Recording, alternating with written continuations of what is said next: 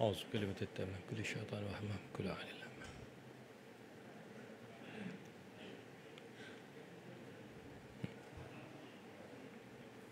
السلام عليكم ورحمة الله وبركاته. بسم الله الرحمن الرحيم. الحمد لله رب العالمين حمدا وافي نعمه كافي مزيده. اللهم صل على سيدنا محمد وعلى آل سيدنا محمد. اللهم فقهنا في الدين وعلمنا التأويل وارزقنا فهم النبيين وحفظ المرسلين وإلهام الملائكة المقربين. اللهم يا قوي يا متين اكفي شر الظالمين. اللهم نسألك العفو والعافية في الدين والدنيا والآخرة. اللهم إنا نجعلك في نحور أعدائنا ونعوذ بك من شرورهم. ربنا آتنا في الدنيا حسنة وفي الآخرة حسنة وقنا عذاب النار. وصلى الله على سيدنا محمد وعلى آله وصحبه وبارك وسلم والحمد لله رب العالمين. الحمد لله رب العالمين. سبحانك لا علم لنا إلا ما علمتنا إنك أنت العليم الحكيم. ربي اشرح لي صدري ويسر لي أمري واحلل عقدة من لساني يفقهوا قولي. أما بعد. Baik. Surah Al-Qasas 201. Baik, kita sampai gini ya. Dia ada sifat wajib bagi Allah, sifat mustahil atas Allah dan sifat harus bagi Allah. Benda ni pun kadang-kadang kita tak faham apa benda. Tu baru tajuk tu. Wajib bagi Allah bererti 20 sifat. Pasti ada. Bukan kalau Allah tak ada sifat ni Allah dosa, jika ada sifat ni Allah pahala, tu dah salah channel tu. Tu fiqh. So bila wajib bagi Allah berarti Allah pasti ada benda 20 sifat ni. Mustahil atas Allah 20 pasti tak ada benda tu. Lawan bagi sifat yang kita kata wujud qidam baqa sampai kaunuhu mutakaliman tu. So finish that. Dan sekarang kita pergi kepada sifat harus bagi Allah. Dia ada satu je. Bukan maksud dia Allah ada satu sifat yang dia boleh bersifat dengannya dan dia tidak, dia ada satu sifat boleh ada sifat tu, tak boleh ada sifat, bukan macam tu. Sebab harus ni maksud apa? Sebab tu definisi dalam kitab ni kata harus adalah ada bagi Allah ni satu sifat harus, fi'lu kulli mumkin au tarkuhu. Buat sesuatu yang mungkin, bukan yang wajib, bukan yang mustahil. Ataupun meninggalkannya. Dia boleh buat dan dia juga boleh tak nak buat. So bila bincang sifat harus bagi Allah, maksud dia adalah tindakan Allah. Tanjizul hadis dalam apa? Sifat kudrah. Af'alullah ni dianggap hadis, khilaf dengan Maturidi. Okey, tindakan Allah ketika dia mematikan anda, mungkin di Sungai Lang, mungkin di USA, mungkin di United Kingdom dan sebagainya, itu pada waktu imkan tindakan Allah baharu. Sifat ada atau meniadakan itu sifat apa? Kudrah. Tu tak kena ingat tu. Tu sifat kudrah. Sifat tu qadim. Tindakan dia tu baru. Bila dia nak buat, nak alihkan kita pada masa imkan. Nanti kita belajar detail dalam ta'alluq, suluhul qadim, tanjizul hadis dan sebagainya. Tu nak kena faham tu. Jadi Allah boleh buat benda yang mungkin, bukan yang wajib. Bukan yang wajib. Allah satu, wajib mustahil harus? Wajib. Allah ada 40 anak, wajib mustahil harus? Mustahil. Okey, lulus.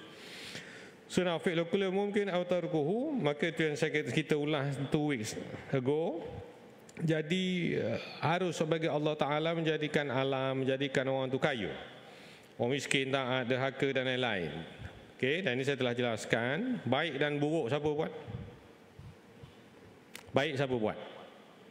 Allah. Buruk pun Allah. Tu nak kena faham macam tu. Contoh apa saya bagi? Bunuh diri. Betul? Bunuh diri. Gagal. Maknanya dia tak berdosa tapi okey. Allah yang buat. Bunuh diri betul, tenggelam, terjun sungai Teluk Datuk. Mati. Pun Allah yang buat. Sehat siapa buat? Allah. Sakit siapa buat? Allah. Aman siapa buat? Allah. Perang siapa buat? Allah. Nanti saya sentuh kalau ada masa. Kenapa banyak sangat orang tanya, kenapa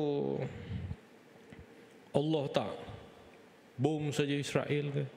Dia begitu, dia senang je. Okey. Sebab tu anda tak dapat satu power. Anda tak jadi wali.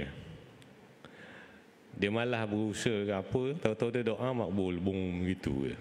Kenapa Allah buat macam tu? Palestin telah dibunuh begini. Takkan Allah biarkan begini? Benda tu berlaku zaman Nabi. Bila berjihad sampai sahabat tanya, bila nak menang ni? Bila pertolongan Allah ni? Orang yang sana yang diuji Allah tu dia lebih hebat daripada kita. Konsep ujian ni begini. Orang nombor satu yang paling teruk diuji para Nabi dan Rasul. Kemudian para kekasih dia wali. Kemudian para ulama.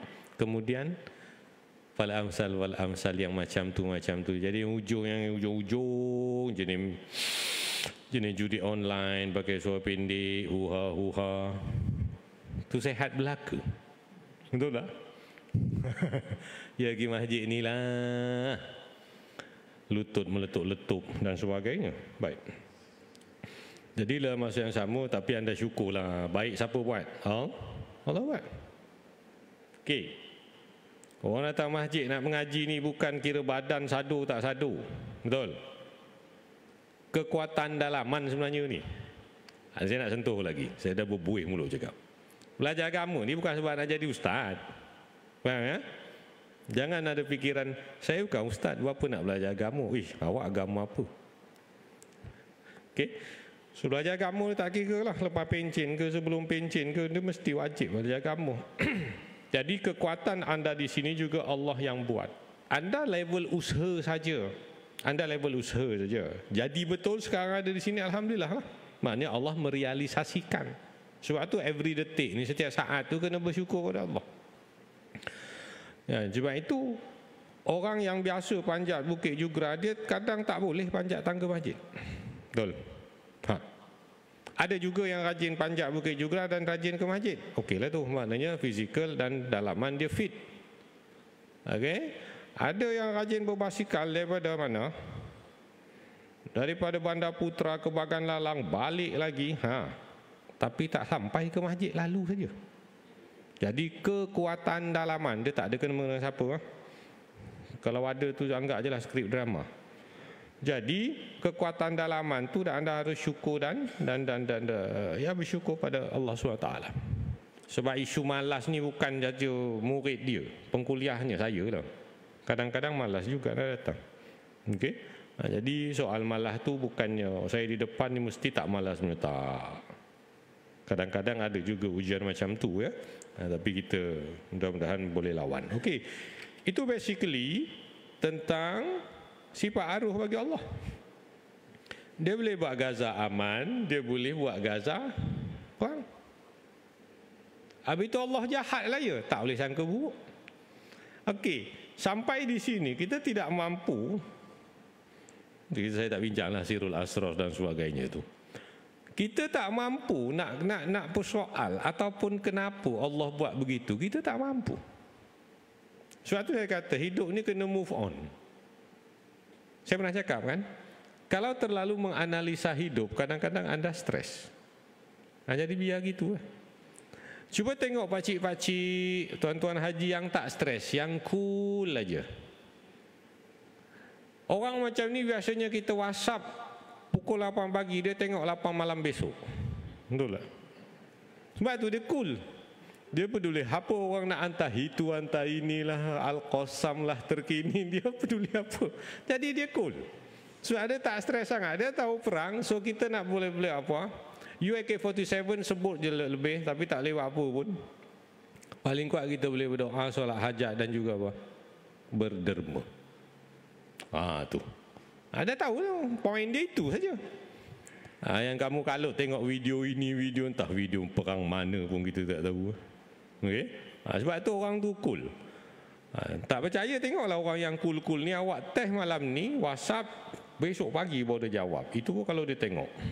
Tak ada 2-3 hari baru dia jawab. Right. Dalil dia apa? A'udzubillahi minasyaitonir rajim. Wa rabbuka yakhluqu ma yasha'u wa yakhtar. Tuhanmu menciptakan apa yang dikehendaki, dia buat apa yang dia nak dan dialah juga yang pilih. Dia pilih begitu. Itu tak hak keimanan kita. Paling kuat pun saya ada terbaca, mengapa kalau kita benar-benar ada Allah, Allah katanya penyayang dan pengasih, mengapa saya begini, begitu, perang anak-anak kecil dan so on. Jawapannya ujian tu tadi dah tu lah. Sebab kita tak mampu, tak ada siapa nak tanya Allah kenapa buat macam ni. Tak boleh, sebab ayat qad ini kata Allah ni dia buat apa yang dia nak dan apa yang dia pilih. Dia nak orang kafir kaya, kaya lah. Tapi dia redha tak? Dia tak redha. Tu nak kena ingat balik. Okey. Dalil akal, wajib bagi Allah, pasti bagi Allah menjadikan atau tidak menjadikan makhluk mungkin. Okey. Allah ni boleh buat kita atau tak buat kita. Dia boleh buat anak atau tak boleh buat anak. Dia boleh buat kita kenyang atau tak kenyang. Kenyang ni wajib ke? Saya tanya, soalan ni simple. Adakah makan nasi wajib kenyang? Dari segi akidah, tak wajib. Dia adat je. Wajib pada adat lah. Tak mesti. Tak juga. Okey. Habis tu apa awak merepek habis? Bukan kita kalau makan sup keting mesti kenyangnya. Ya, sebab itulah awak alhamdulillah. Sebab awak makan, awak jadi kenyang. Boleh atau tidak Allah buat anda makan makin lapar? Makan makin lapar. Mungkin orang kata saya tak logik. Ya, pada adat tak logik. Okey. Pada akal harus. Pernah tak makan tak kenyang, makan tak kenyang, makan tak kenyang, minta sate daging 20 cucuk, minta KFC. Itu something lah tu kat dalam. Okey, alright. So wajib bagi Allah Ta'ala menjadikan atau tidak menjadikan makhluk, atau mustahil atau Allah Ta'ala menjadikan atau tidak menjadikan makhluk. Tentulah menjadi atau tidak menjadikan makhluk bertukar menjadi wajib. Jika wajib Allah mesti buat atau tak buat, ataupun jika mustahil atau Allah menjadikan atau tidak menjadikan makhluk, tentulah menjadikan atau tidak menjadikan makhluk bertukar menjadi wajib atau mustahil. Explain later. Perkara ini adalah mustahil, hakikatnya ia hanya harus, bukan wajib dan bukan mustahil. Beginilah. Tindakan Allah ni tak wajib. Sebab tu dalil ni tadi kata dia buat apa yang dia nak dan apa yang dia pilih. Kalau kita kata Allah mesti wajib buat macam ni, Allah wajib buat macam ni, siapa yang wajibkan dia? Itu isu dia. So kalau benda itu mesti buat, maka perkara harus itu tadi akan menjadi wajib. Ataupun dia tidak mesti buat, maka perkara itu menjadi mustahil. Walaupun asasnya tadi benda tu hanya level mungkin. Bila mungkin ada dua side, boleh jadi ya, boleh jadi tidak. Bila kamu kata sesuatu yang mungkin itu wajib bagi Allah, maka siapakah yang mewajibkan Allah? Dan perkara yang harus itu bertukar menjadi wajib pada asalnya nanti. Boleh? Sebab kita bincang benda harus. Benda harus ni tengah-tengah. Dia boleh pergi kanan, boleh pergi kiri. Dia boleh pergi ada, boleh pergi tak ada. Kalaulah ada, Allah juga yang mengadakan. Tiada, Allah juga yang menyediakan. So sekarang kalau benda tengah ni awak kata wajib pasti ada, maka dia tak jadi nama tengah-tengah. Dia dah menjadi benda wajib. Isu dia siapa yang mewajibkan? Allah diwajibkan oleh sesiapa, oleh sesuatu. Berarti Allah terpaksa. Dan itu mustahil. Itu cara dia. Okay? Right. Catatan. Wajib atas setiap mukallaf meyakini bahawa Allah boleh, jaiz, mencipta yang baik dan yang jahat. Contohnya Allah boleh, yakni jaiz, untuk menjadikan Zaid sebagai Muslim dan menjadikan Amru sebagai kafir. Atau Allah juga boleh, jaiz, untuk menjadikan salah seorang daripada mereka pandai dan seorang lagi tidak pandai. Habis kalau macam tu, ini kena faham betul-betul. Kalau tu anda akan kata, jangan marah orang kafir, jangan marah Israel, Zionis, sebab dah Allah buat macam itu. Sudah. Mesti ada fikir macam tu. Buat apa nak marah pencuri pisang? Dah memang Allah buat dia macam tu. Okey. Kalau mazhab apa ke semata-mata menyerahkan kepada Allah bulat-bulat tanpa ada berfikir dan juga berusaha, itu namanya Jabariyah. Kita bukan Jabariyah. Okey. Sekarang kalau anda memandu kereta, tiba-tiba entah macam manalah ada tiang elektrik di depan, tiang telefon. Apa tindakan anda yang pertama? Terus atau elak? Elak adalah natijah daripada usaha dan fikiran. Anda tak akan rodok terus macam tu. Anda mesti apply brake je. Okey, sebagai contoh. Kenapa bagi contoh tu? Saya teringatlah nak masuk lorong 5 Taman Cempaka tu, tak boleh alih ke tiang tu. Ya, dari saya kecil sampai saya kecil lagi, tiang tu kalau tahulah kan, orang sini kan tahu kan. Jadi kalau boleh lah, boleh tak boleh pun boleh kan, cubalah dia adjust sikit tiang tu ngetul ke City. Jadi kereta Mercedes tuan-tuan, BMW tuan-tuan 7 series tu boleh lah jalan. Ya, bahaya tau. Lagi kalau bulan Ramadan, betul. Kat situlah nak jual tempoyak, kat situlah nak jual tapai, kat situlah nak jual air. Kadang saya benda ni tak boleh, ini maaf ya iklan banyak, iklan. Kadang-kadang kita ni bukan tak boleh fikir, kita sikap kita begitu. Sebab tu sifat 20 sumber dia Quran, hadis dan akal yang waras. Awak nak keluar e-konsep ada berapa gate? 2 gate kan? Satu masuk, satu keluar. Besar tak gate dia? Luas tak? Kalau dah keluar nak tahu ke hala McDonald, kenapa ambil sebelah kiri? Boleh faham? Betul lah. Ambillah kanan habis sana. Orang yang nak ke Megah maka dia akan kan besar. Memanglah tak ada lane, itulah kita ni manja nak dilainkan dulu. Faham lah. Okey, apa kaitan dengan sifat harus ni? Saya kata usaha tadi tu. Dah Allah nak saya kat lane kiri, macam mana lane kiri? Dia tak boleh macam tu. Kena ada af'alul ibad tu, satu topik yang panjang tentang tindak tanduk manusia, al-kasbu. Kena ada usaha. Okey. Jadi kalau dia menjadikan amru sebagai kafir, itu dalam bab iradah.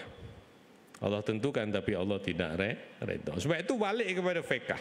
Kalau kita diseru sampai seruan dan kita ada usaha, maka kita akan Islam lah, tak jadi kafir begitu.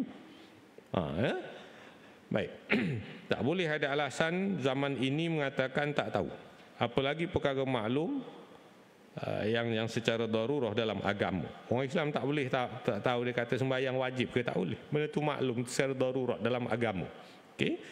Banyak dah kuliah dan sebagainya. Okey, next. Pemberian pahala kepada orang yang taat adalah fadlun, anugerah daripadanya, dan seksa kepada orang yang melakukan maksiat adalah keadilan daripadanya. Pahala kita ni anugerah. Dari segi akal harus bagi Allah, tak bagi apa pun ke kita dari segi akal.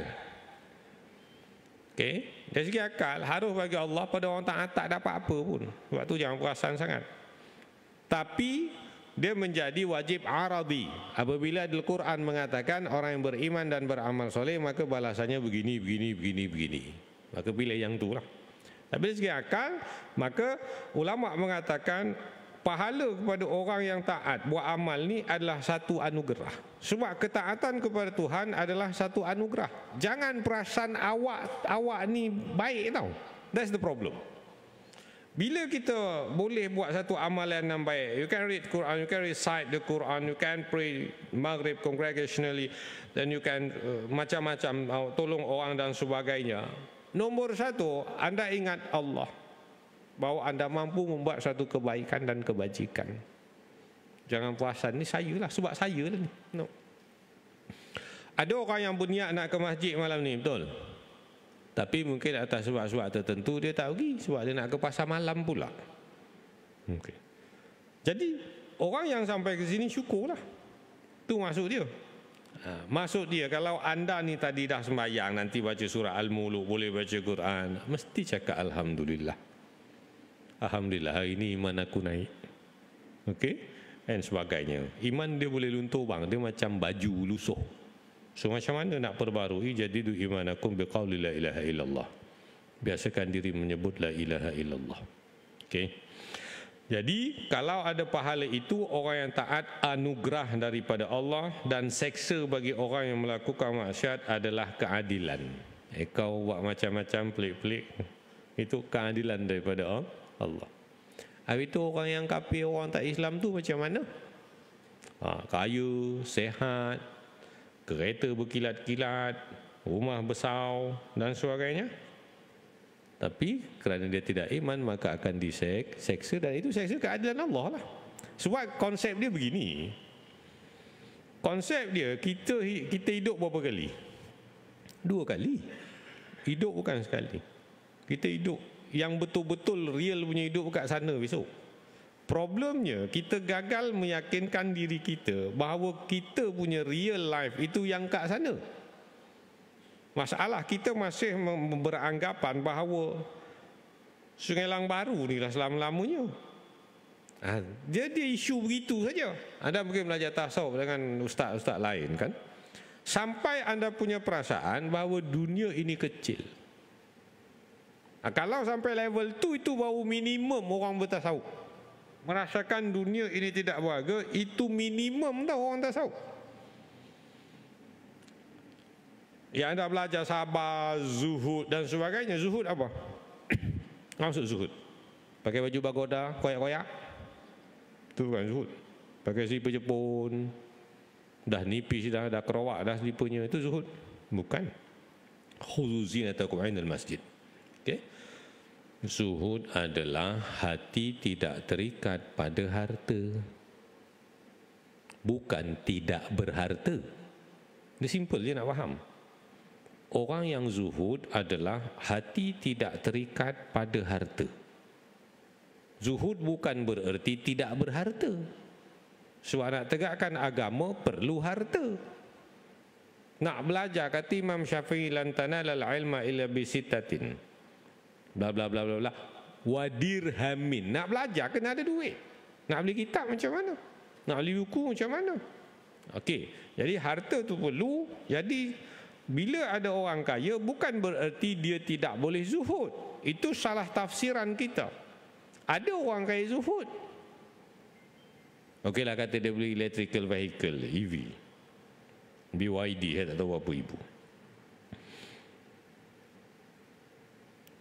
Ada sawit longgok tepi jalan, ada pakcik tu, kenapa cik berjalan ni, lorinya tak ambil sawitnya. Marilah, masukkanlah sawit tu dalam kereta saya, kita pergi timbang sawit. Okey, boleh. Anda bawa beli kereta, masukkan ke kereta baru anda 5 tandan sawit untuk ke stesen ke tempat timbang. Kalau ada orang boleh buat macam tu zuhud lah. Dia tak kisah kereta baru dia tu, tak kisahlah. Pergi masuk sawit banyak-banyak, pergi ke. Tu orang zuhud. Susah nak dapat ni. Kan, susah.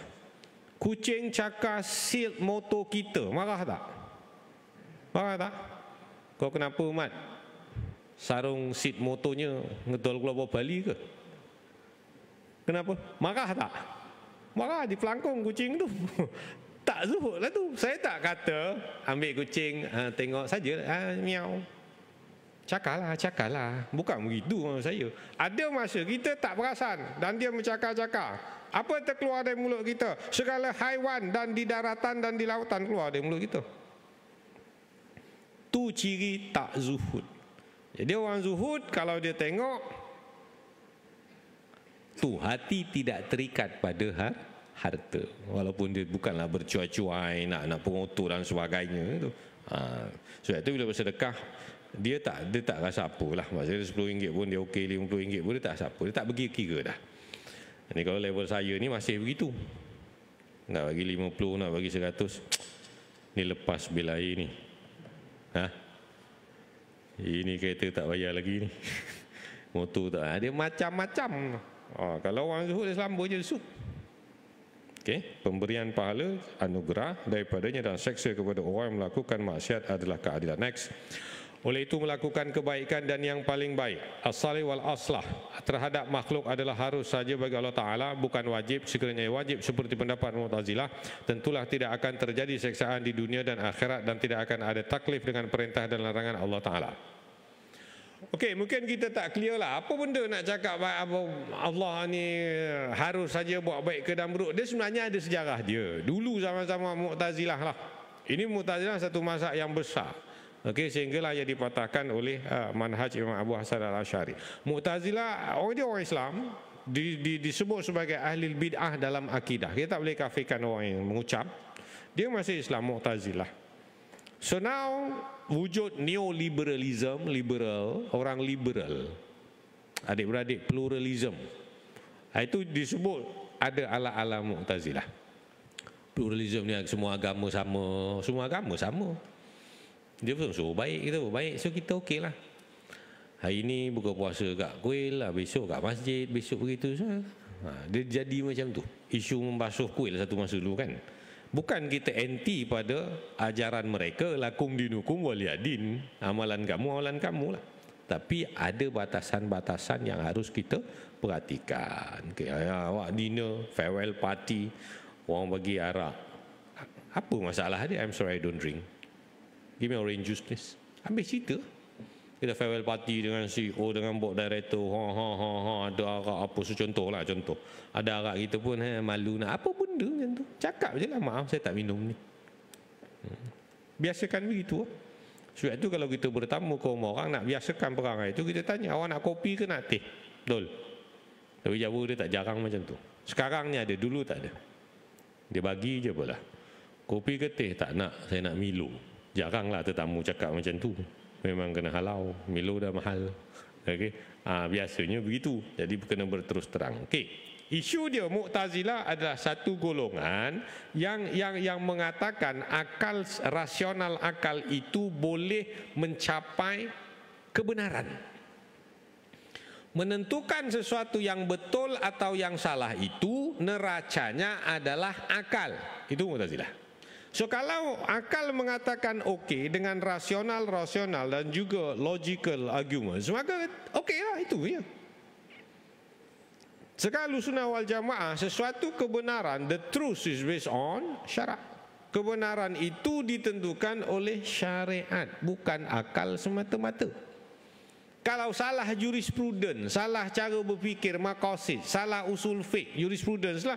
Dulu kita belajar jurisprudens kan, barat punya jurisprudens.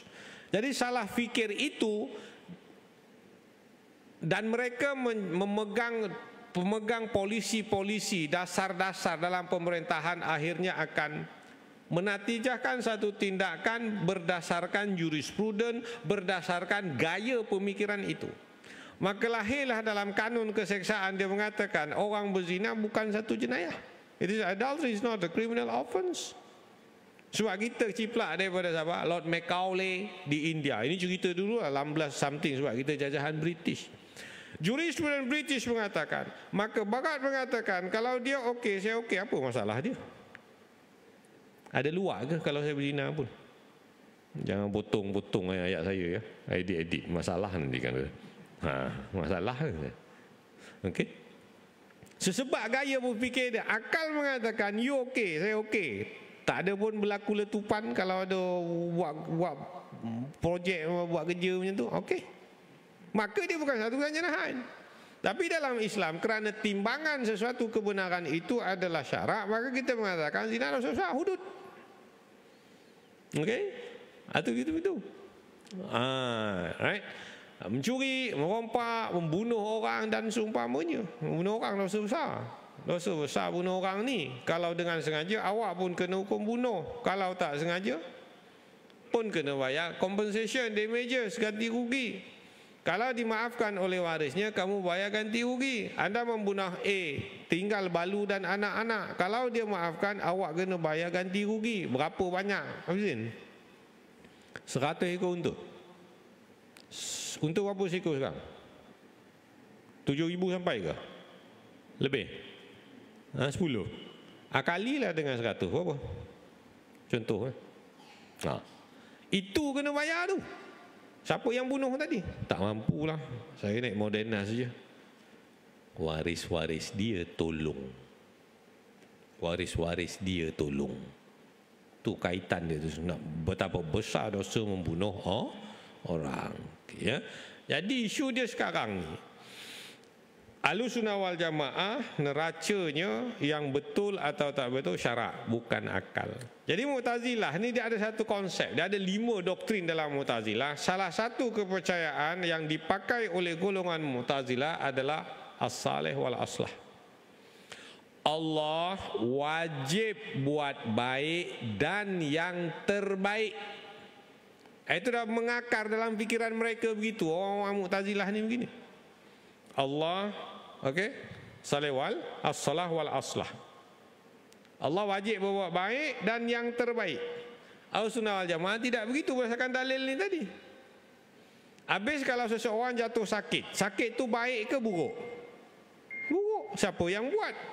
Maka akhirnya nanti kalau kita mengaut fahaman ini, kita mengatakan, oh sebab sakit ni sebab saya, Allah tidak. Sebab itu kadang-kadang kita terlanjur cakap, walhal baik dan buruk dari Allah SWT. Kadang-kadang kita terlanjur cakap yang baik datangnya dari saya. No. Yang baik datangnya dari Allah, yang buruk datangnya dari Pernah dengar tak benda tu? Anggaplah dia tersilap. Tak payahlah nak attack komen lah, buang masa lah. Jangan stres-stres baca komen lah, FB, tengok WhatsApp, nanti stres. Belajar daripada Pak Haji ni ya. Buka WhatsApp besok pagi. Tenang aja Baik dan buruk dari Allah. Tersilap. Sekian saja, saya minta maaf tuan-tuan, bla bla bla bla. Yang baik dari Allah, yang baik dari Allah, yang buruk dari saya. Tidak. Baik dan buruk dari Allah. Dia tak sedar bila awak cakap yang baik dari Allah, buruk dari saya. Dah ala-ala Mu'tazilah. Sebab Allah hanya wajib buat yang terbaik. Itu pada dia. Benda ni rancak dibahaskan dulu, orang berdebat lah, macam-macam berdebat. Sampai saya ada satu cerita. Dah nak habis pun nak cerita. Baik. Cerita dia begini. Okey, saya baca lah. Ini kitab kuning Nusantara Melayunya lah. So you faham tak faham, pandai-pandai lah. Dan di hikayat, saya jarang tahu baca kitab lama tau. Ya? Sebab saya jenis tak sabar kadang-kadang. Kelemahan saya lah. Dan dihikayatkan bahawasanya telah jatuh berbahas antara Syekh Abdul Hasan Al-Asy'ari dan antara Abu Ali Al-Jubai daripada Mu'tazilah. Maka bertanya Syekh Abdul Hasan Al-Asy'ari akan dia daripada 3 orang yang bersaudara hidup, seorang daripada mereka itu di dalam taat hingga mati ia pada hal besar ia. Dan hidup yang kedua di dalam maksiat hingga mati ia tiada taubat pada hal besar juga. Dan yang ketiga mati ia pada hal kecil. Jadi Imam Hasan Asy'ari post question these three questions kepada Jubai Al-Mu'tazili.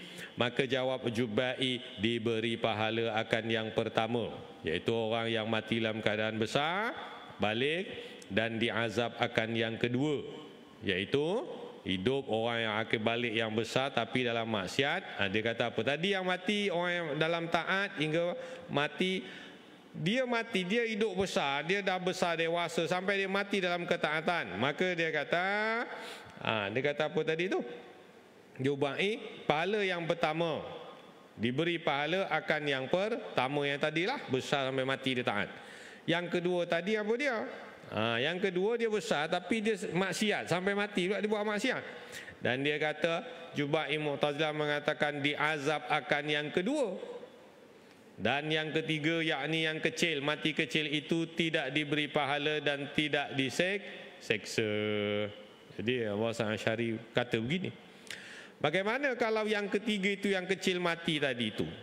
Ya, dia berkata, hai Tuhanku, hendaklah engkau panjangkan umurku, maka aku akan sibukkan diri dengan ketaatan. Ini saya dah edit. Umurku maka masyghul aku dengan taat hingga dapat balasan pahala aku. Kerana wajib atas engkau berbuat yang berbuat baik. Berkata Jubai, firman Allah Ta'ala baginya, aku ketahui bahawa engkau jikalau aku hidupkan, nescaya masyghul engkau dengan berbuat maksiat, maka diazab akan dikau, maka wajib atasku mematikan ketika kecil.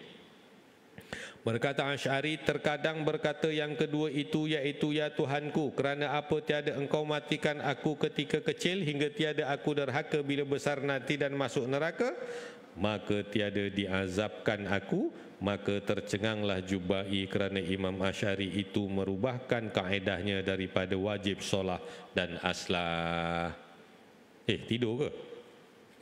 Boleh faham? Boleh faham tak? Sebab tu saya jarang guna kitab lama. Bukan saya kata kitab lama tak bagus, confirm tidurnya. Ya, kalau orang Selangor lah, kalau orang Selangor dia tidur, dia cerita macam ni. Mu'tazilah kata Allah wajib buat baik dan yang terbaik. Allah tak ada buat buruk-buruk ni. Sebab tu kata baik dari Allah, buruk dari aku. Okey. Jadi Imam Abu Asy'ari bagi soalan.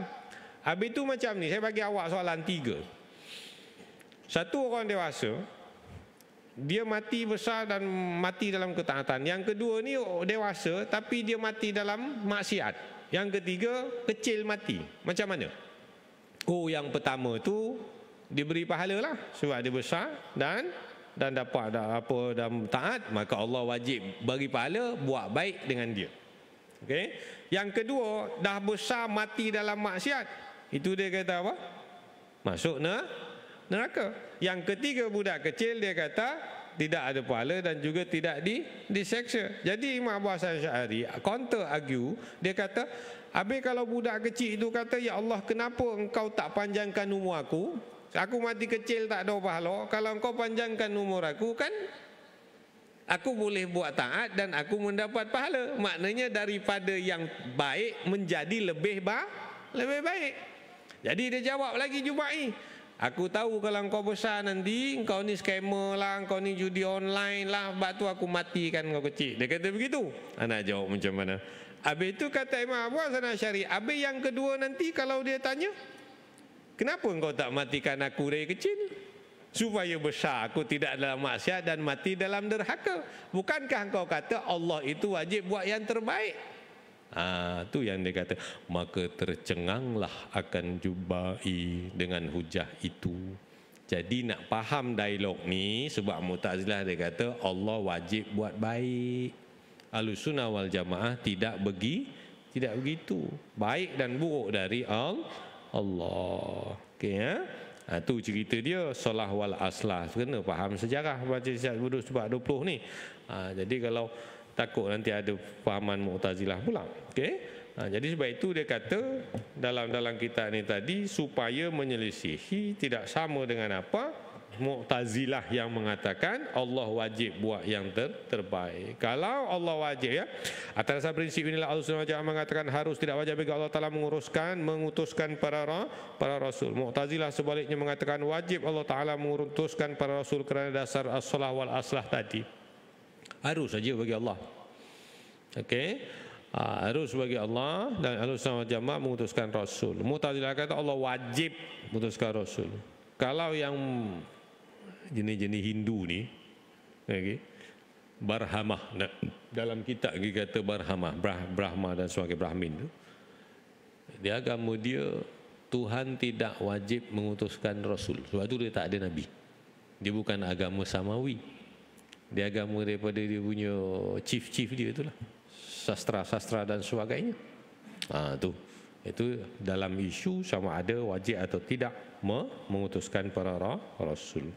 So habis dekat sini saja. Poin dia satu, Allah boleh buat apa yang dia nak. Sebab dia boleh buat apa yang dia nak dan apa yang dia nak. Cara macam mana kadang kita tak terfikir, betul? Kadang kita tak terfikir. Ya.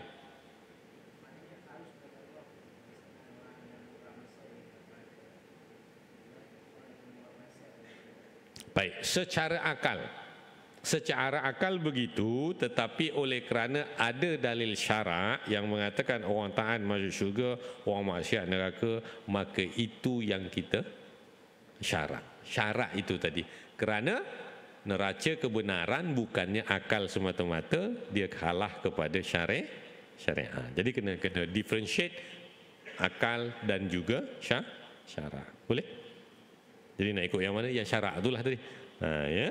Sebab bahaya juga nanti kalau akal semata-mata Mu'tazilah kan, dia kata maka kalau harus you buat ibadah tak dapat pahala tu, yang jenis nakal-nakal tu harus bagi Allah masukkan syurga. Sudah balik ni mula tak sembahyang, besok tak sembahyang. Kan? Sebab tu okeylah soalan ni supaya bagi jelas. Jadi macam mana nak ikut mana ni? Maka syarak itu adalah wajib aradi. Wajib yang mendatangkan berdasarkan syarak. Semua kebenaran neraca dia syariat.